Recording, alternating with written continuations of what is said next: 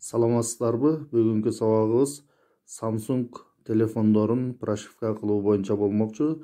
Телефонду прошивка кылуу үчүн биринчи кезекте телефонду өчүрөбүз, андан кийин кайра телефонду жандырабыз. Жандырганда телефонду жандыруучу баскыч менен телефондун звугун жогорулатуучу баскычты бирдей басып турсак, телефондун системный менюсу чыгат. Кээ бир телефондордо телефонду жандыруучу баскыч домой деген баскыч, домой дегенибиз ушул ортодо турган, мына колум менен көрсөтүп атам, ошол ортодо турган баскыч, анан телефондун звугун жогорулатуучу баскыч үчөөнү бирдей басып турганда системный меню чыгат. Азыр мына телефонду өчүрөбүз. Телефонду өчүрүп туруп кайра жандырабыз. Жандырганда телефонду жандыруучу баскыч менен телефондун үнүн жогорулатуучу баскычты бирдей басып турабыз. Басып турганыбызда телефон жанат, экөөнү тең бирдей коюп жиберебиз. Коюп жибергенибизде телефондун системный менюсу чыгат. Мына азыр мына системный меню чыкты. Бул жерден телефондун менюсуну которуп жылдыруу үчүн телефондун звугун жогорулатуучу жана азайтуучу баскычтар менен менюлардан биринчисинен экинчисине которуп жылдырсак болот. Телефонду прошивка кылуу үчүн мына жылдырып барабыз. Бул жерде VIP Data Factory Reset деген бар. Ошону тандап туруп, телефонду бул баскычты активдештирүү үчүн телефонду жандыруучу баскычты басып коебуз. Бассак, мына бизден сурайт, форматтайынбы деп, no, yes деп.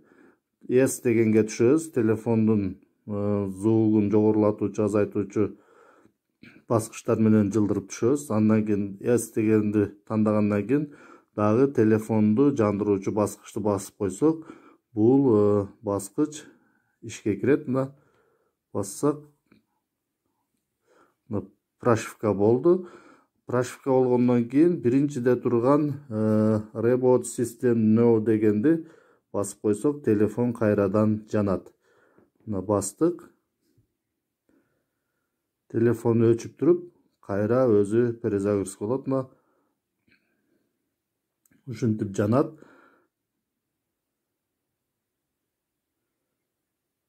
Жанганча күтүп турабыз. Бул бир аз убакыт алышы мүмкүн. Ушундай болуп жангыча бир канча убакыт алат. Ошо телефон жанганга чейин күтөбүз. Эскерте кетчү нерсе, телефонду прошивка кылардан алдын сөзсүз түрдө сим-карта, флешкаларды чыгарып коюшубуз керек. Эгерде чыгарбасак, андагы маалыматтар толук өчүп кетет. Телефон жанганга чейин күтөбүз. Мына ушундай болуп запуск Android деп чыгат. Мына азыр запуск болуп атат.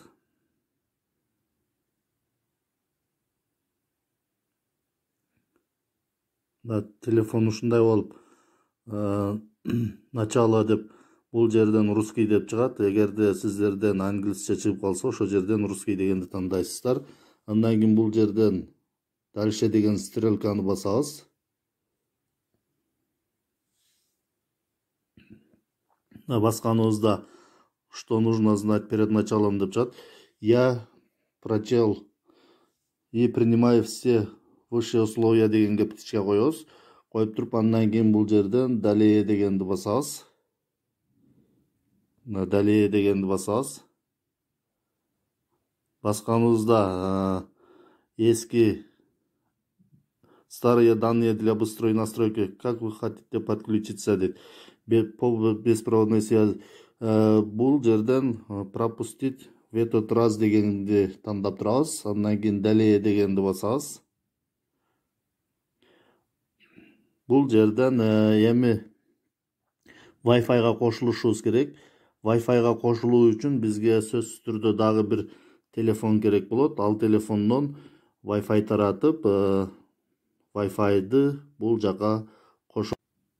Мына бизге экинчи дагы бир телефон керек болот. Ошол телефондон Wi-Fi таратып, бул прошивка болуп аткан телефонду ошол телефондун Wi-Fi-на кошобуз. Мына Азыр экинчи телефондон Wi-Fi жандырдык. Телефондун аты чыкты. Ошол телефондун атын басабыз. Басканыбызда бул жерге введите пароль деп чыгат. Ушул жерге биз Wi-Fi'дын паролун жазабыз. Мисалы, паролну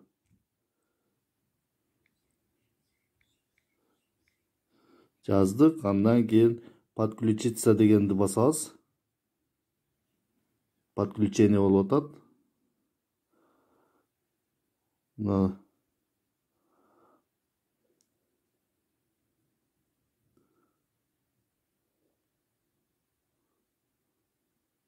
Подключение болуп атат. Андан кийин далее дегенди басабыз.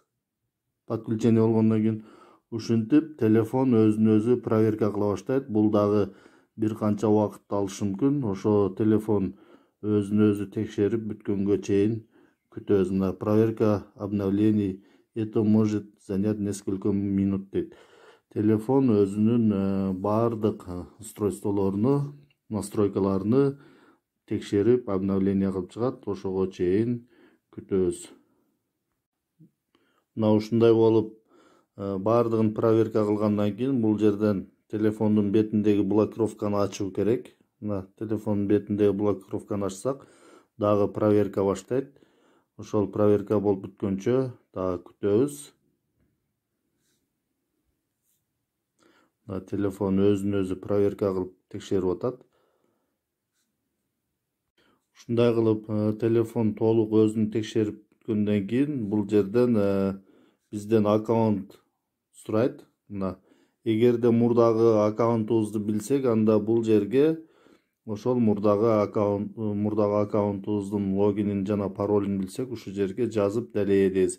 Эгерде мурдагы аккаунтубузду билбесек, анда төмөн жакта создать аккаунт деп турат. Ошол жерден создать аккаунт дегенди басып туруп жаңы аккаунт ачып койсок болот.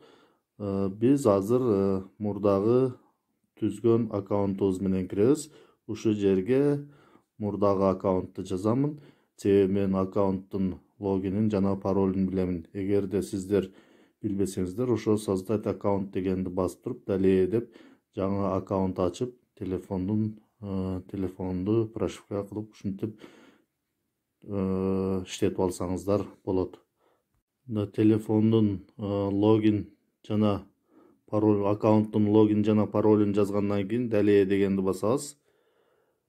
Басканыбызда бизден төмөнкүдөй болуп чыгат. Мына бул жерден принимаю дегенди басабыз. Телефон дагы өзүнү текшере баштайт. Аккаунтты азыр текшергенге чейин күтөбүз бир аз.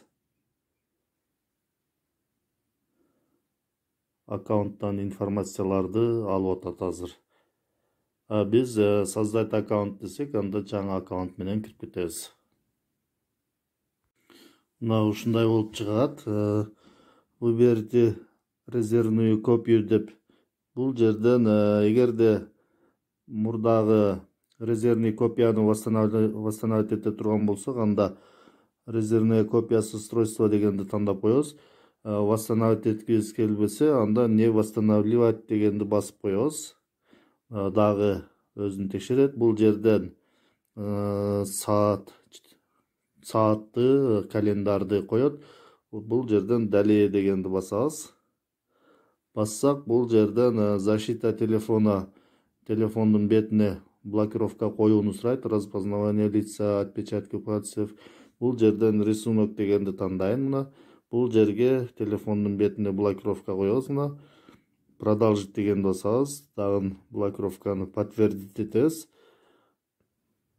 Подтвердить эткенден кийин бул жерден дагы текшере баштайт. Мына ассистент всегда рядом деп бир аз күтөбүз бул жерден дагы.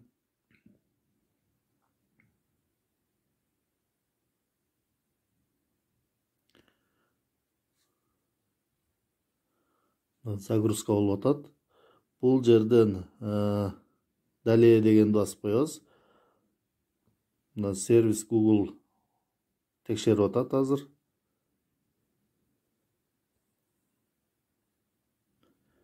бир аз күтөбүз.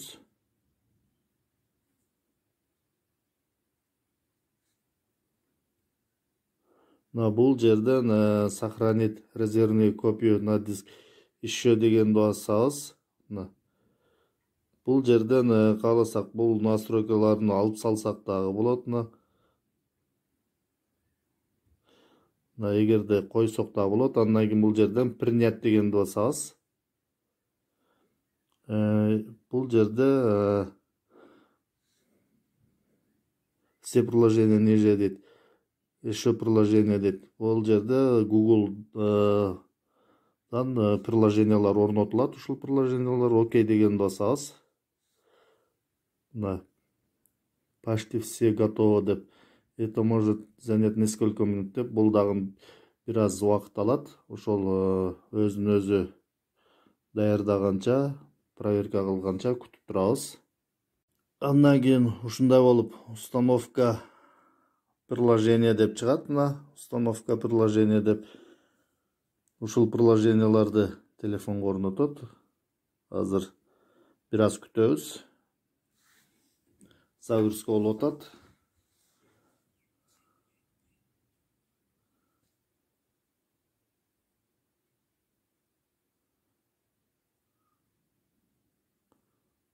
Ушул приложенияларды телефонго орнотот.